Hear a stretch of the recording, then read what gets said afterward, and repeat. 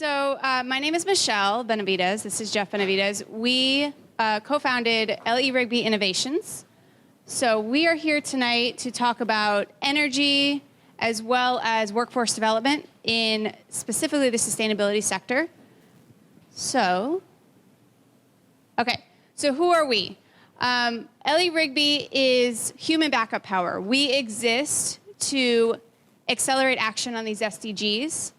We do this most notably with working with engineering firms, architecture firms, sustainability consulting firms to get projects completed faster.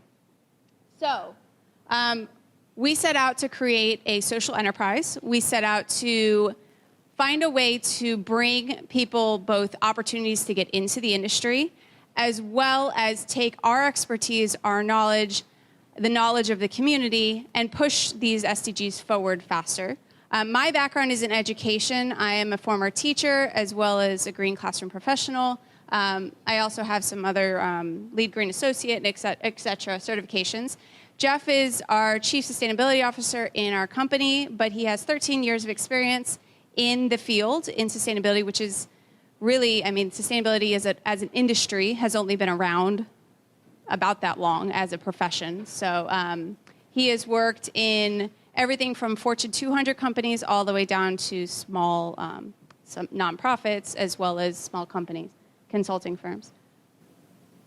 So we are here, as we talked about, as Lee mentioned, to work on these SDGs to accelerate action. That is why we exist. That is why the Hive exists. That is what we're doing as the world through the United Nations to be able to push forward on making our sustainable development goals and tackling this climate action problem. So the specific 4 SDGs that we feel are most notable for tonight's presentation and tonight's Hive and discussion are going to be affordable and clean energy. So that's going to be your renewables and getting us to a clean energy worldwide, not just locally. Decent work and economic growth, sustainable cities and communities, and then partnership for the goals and understanding what we all need to do collectively as the world in order to make these goals happen and reverse what's going on with climate action or climate change. You guys will see how partnership for the goals is my favorite goal, along with goal 13, which is climate action. But partnership for the goal 17 is really important for tonight because without, you guys will see, and in your exercise you'll see that without partnerships, none of this is possible.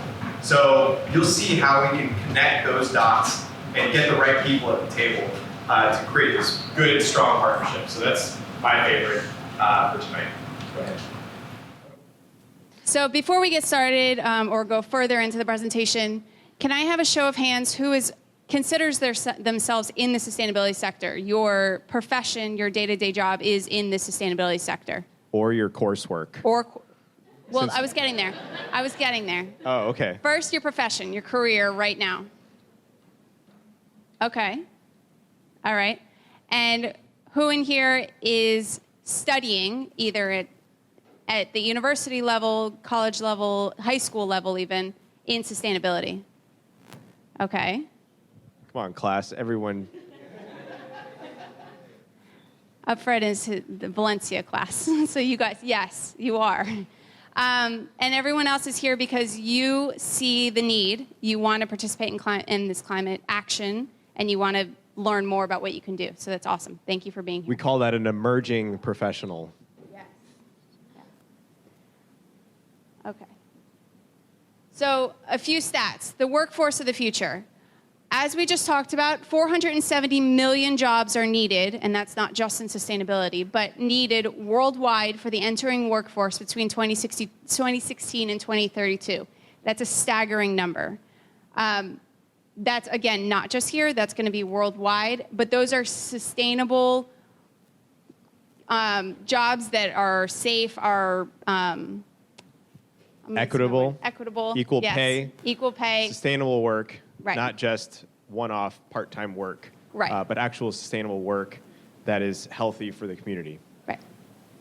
The labor market is evolving because of robotics and automation, so jobs are changing. We all know that. Jobs out there are changing, and we need to catch up with it, and we need to get ahead of it and make sure everyone has a job with this new world. 2.2 billion people live on less than $2 per day, which is another staggering fact.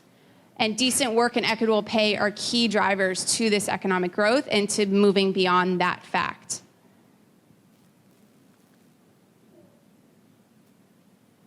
So what's being done so far? The corporate world is ready. They're trying, for the most part, to tackle this climate change issue, this climate action issue. In 2017, which is a little bit, dated, a stat, but 85% of the companies in the S&P 500 index, so in the Dow Jones, published a sustainability or corporate responsibility report. So they're out there, they understand their impact, they are making a huge impact, but they are understanding their impact, and they're doing their best, or they're at least reporting what they're doing in their efforts to make a difference. 300 multinational businesses, 5.5 trillion in revenue are represented in that number, are driving climate action on renewable power, electric transport, and smarter energy use in more than 140 markets worldwide. So this is going to be from the Climate Group. That's what this stat is from. The Climate Group is an organization working with the UN. It's coming and going. Working with the UN to gather businesses who are doing good work, who are learning from each other and how to strive towards this climate action. I will say one of the key things that the corporate world is doing is that you guys see this Dow Jones Sustainability Indexes. It's in its 20-year anniversary, believe it or not. Started super low as far as adoptions, but these are companies that are traded publicly that are now reporting annually on their sustainability developments as well as their goals and going forward. So can you guys give me an example of a company that you've seen that is doing great things? Over here, Bank of America. Wow, that's exactly, I just changed my bank to Bank of America before that. But yes. Lockheed Martin Yes. just installed a 3.2 megawatt carport on their property in Sand Lake Road. Great. That's probably about, 2 or 3% of the electricity generated for the city of Orlando. Awesome. Any other good examples out there? Siemens. Home Depot. I love Home Depot and Lowe's. Both have really good programs. Some of my clothing brands is also huge. That's a whole nother sector of clothing and merchandising. Coca-Cola, another one. Puma is one of my favorites. But anyway, go ahead. The point that I was trying to make is that the corporate sustainability reports that are done on an annual basis now are really part of their annual reports to their investors. So they're being qualified, their stock is tied to it, performance metrics, their management, and all their CEO metrics are all tied to some of the sustainability indexes that you'll see in that Dow Jones report. Okay, so with all of that good work that's happening, obviously we need people. We need people to do jobs. We need to get everyone that's passionate that wants into the industry, we need to be able to get you into the industry. So where are sustainability jobs out there? Your sustainability jobs, the sectors are going to be in solar and renewables, renewable energy, professional services, so that's going to be architecture, engineers, consulting, professional services like that, corporate or governmental staff, so that's your public sector or major corporate, that could be sustainability directors at a corporate level, or it could be even just data analysts that are working on the sustainability work. Construction, manufacturing, distribution, automation and programming, indoor agriculture. So there, plus more beyond that. So we know there's a lot of people out there that want these jobs. We know that we hear all the time, people are passionate, they want into the field. What jobs are out there? So when you look, it appears as though there's a lot of job availability. When you look at monster.com, this was just from yesterday, if you type sustainability, there's 15,000 jobs. If you type renewable energy, there's close to 8,000 jobs posted, and that's only in the US. The same with Indeed. LinkedIn is even higher amounts posted. When you look at the estimated jobs in sustainability, this is from the EDF Climate Corps. They discuss that there's 4 to 4.5 million sustainability jobs currently in the industry. So that's going to be 2.2 million in energy efficiency and renewables, Public sector is going to be hiring has 890,000 jobs. Renewable energy is the 769,000. Advanced vehicles is going to be 174,000 jobs. And that was up, this was actually from 2011 when they first started tracking this, it was only 3.4 million. So that is quite a jump up to 4.5 million. So this is most of the stats on this slide is a repetition, of the previous slide. But two of the things that I did want to point out is that Florida is doing relatively well when it comes to jobs and actually filling those jobs. Even though in our industries, in my world, we are at a job deficit, like we're at a labor deficit. We have a huge issue with finding right people for the right types of work. And there's just not enough good people that are qualified to do the work that we need. And part of the reason why we're painting all these facts and pictures, it relates exactly to the exercise and the crux of the problem for today. One of the key things is that solar workforce development, specifically here in Florida, solar in general has been on the low end as adoption, but in the last 3 years, Florida specifically has skyrocketed, and we are in the top of the nation right now. I think we're top 4 right now in, you guys have updated numbers on that? Top 4, 5-ish across of adoption of solar on the utility side and the residential side. It's ridiculous. But the problem is that we literally can't install fast enough, and there's not enough people locally to fill those jobs. So all these crews are flying from elsewhere to get the jobs done. So it's really a problem that we have here locally, specifically in the solar workforce. So where's the problem lie? We talked about how there's so many jobs posted that are currently open. We talked about all these people that want to get into the industry. Where's the problem? Why are we here to discuss this? The problem is we are approached on a constant basis by passionate candidates that are still finding it really, really difficult to find jobs. We hear it time and time again. Everyone we talk to in the industry says it over and over. Look, everybody's approaching us. They need jobs. People want jobs. But the energy and sustainability sector is still having a really difficult time finding candidates that meet the needs of their positions. So there's a disconnect. There's a huge disconnect here. What can we do to be able to take these passionate candidates and match them with that energy and sustainability sector where the jobs clearly are, and make that a good fit for everyone so that we can push forward? We don't have time to wait on these goals.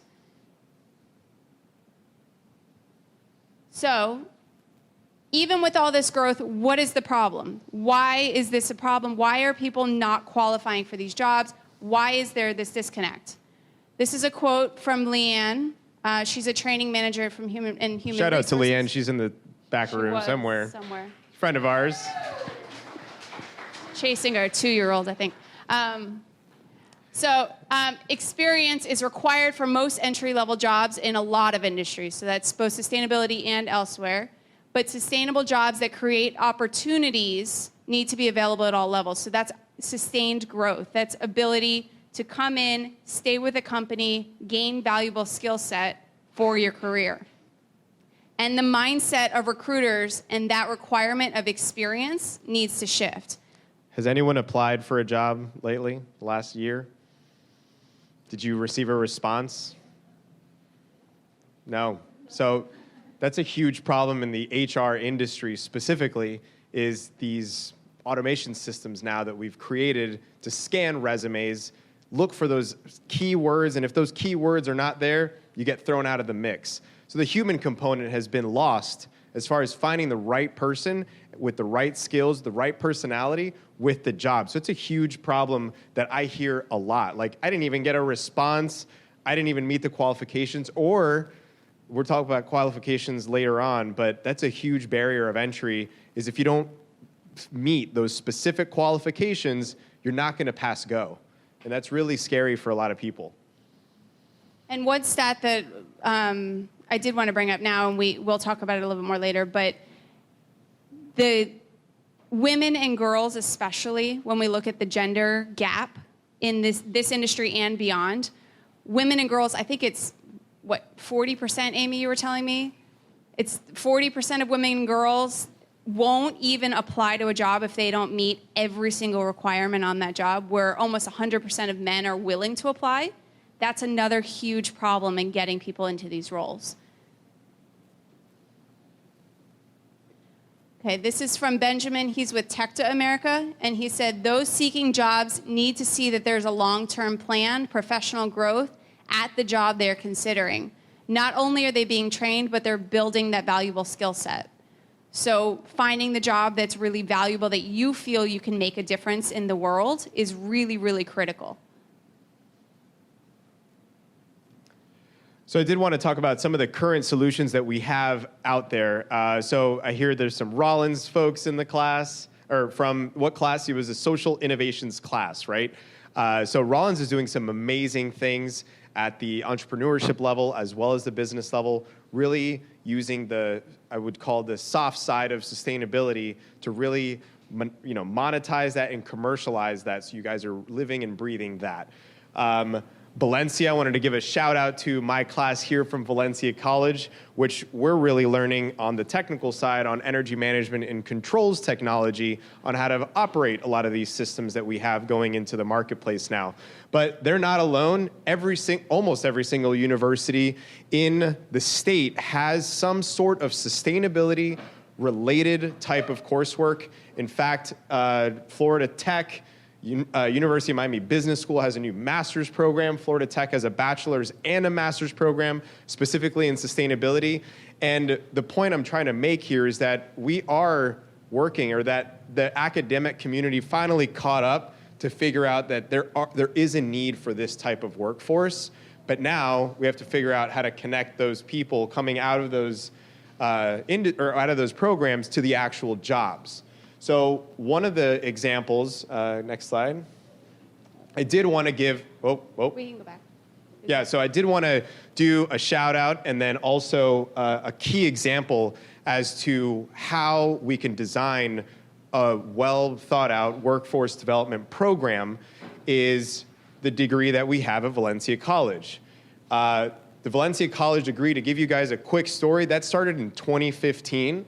Industry stakeholders, the big companies, Siemens, Trane, Carrier, all the technology companies got together and say, we need workforce. We can't find people that can turn a screwdriver as well as program a computer. It just doesn't exist out there. So they got together, they approached Valencia College. Valencia College decided to take it on, design a program specifically for this. And in 2018, last year, we had the first class of students begin. And now we have a living lab, still in construction, but we have a living lab that is built to simulate in real life what is going to be happening in the field. So, and the key here is that we now have a 2-year program that no entry, no prerequisite is required. We have folks coming in from all walks of life attending the program, or folks that are in the field already that want to go back and actually get a degree. But one of the key things is consistent alignment with the employers is something that we keep top of mind. And that's something that all institutions need to, wherever your workforce development program, a technical school, Rollins College, or whoever, they need to be consistently communicating with whoever is hiring those people out of those programs to make sure that they're specifically getting what they need out of those students coming out. So that's one thing. It's a work in progress. So we are actively working on that. Going back to some other solutions, because these will help you during your exercise today. The Solar Training Network, for those of you that are looking to get into the renewables energy field, this is a great network that exists out there by the Solar Foundation. Was honored to be part of the Solar Foundation nonprofit workforce task force that was put together this fancy report. But we got together across the country, a bunch of different universities and programs to create this report that really identifies the needs and solutions to some of the workforce for solar specifically. And one of the things that we're actually taking in action with ideas for us here locally is creating and taking that plan and implementing it. So IDEAS for us, as Lee mentioned earlier, has a solar workforce development program in its infancy, but it's still up and running. We actually have an event that's coming up in the end of this month. So there'll be a flyer on that at the end if you guys are interested. But there's so many great opportunities out there that are working. There's another great nonprofit organization called Grid Alternatives. They're from California, where they take underserved or formerly incarcerated individuals or that are coming out of poverty and training them in the workforce to install solar specifically. And that's what they do. And they are able to offer those systems at a lesser cost, as well as providing good, sustainable jobs to these folks that didn't have an option or any other pathways. I did want to give a shout out to the 15 Light Years team out in the back. They do have a great program that is still in its infancy as well. It is second year, where they have a cohort of foster or former foster kids that are training in energy management and field testing for residential homes. So again, all these great programs that are out there already. Fleet farming have any of you been on a fleet ride? Cool, well, if you haven't, please do. That's a workforce development program in its infancy as well. It's actually working and feeding people to the indoor agricultural community and other communities as well. So I'm gonna give you a highlight of some of the stuff that's out there already. Okay, so. Fun time, exercise. Exercise. We're here to try to gain more solutions. So we just talked about that there is some solutions out there. We know there are some workforce development programs out there. But at the end of the day, there's a lot of jobs to fill, a lot of people that want them, and there's that disconnect. So what we'd like you to do is we would like you to collaborate in your groups or the people around you if you're not at a table, or if you could find a spot, that would be great. We're going to break up and look at a few different specific groups of people, candidate pools. I want you to think about the challenges that specific group at your table that you're discussing would face in trying to get into this industry. So whether that's a lack of experience, even though they may have a master's, it doesn't mean that you're immediately going to be able to walk in and get a director of sustainability role. Women and girls, I mentioned that a lot of women and girls don't feel like they qualify if they don't match that requirement 100%.